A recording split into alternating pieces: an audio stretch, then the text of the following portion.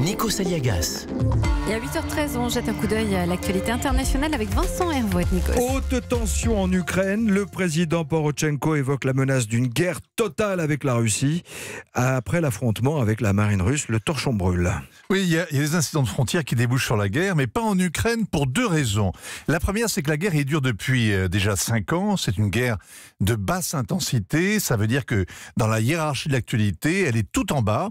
Il y a des morts, mais peu, et on en parle tout bas. L'autre raison, c'est que l'Ukraine elle-même est une frontière entre les russophones et les europhiles, entre l'OTAN et le Kremlin, entre le patriarcat de Constantinople et celui de Moscou, entre toutes sortes de clans qui se disputent le contrôle de territoire.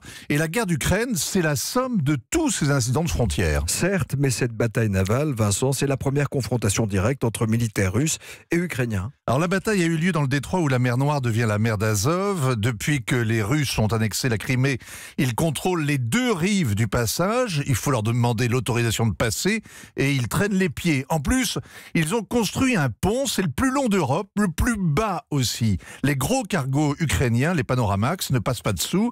Ce pont est donc un mur et il enferme la mer d'Azov et ses ports ukrainiens. Dimanche, la marine ukrainienne a tenté le passage en force.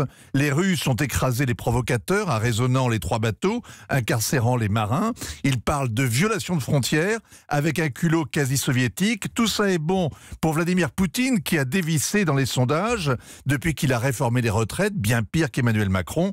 Il ira demain au G20 avec un bonnet et peut-être un pompon rouge. Et à Kiev, le président Porochenko a fait voter la loi martiale. Alors lui aussi prend une posture virile à quelques mois d'une élection désespérée, tellement son bilan est nul et la corruption générale.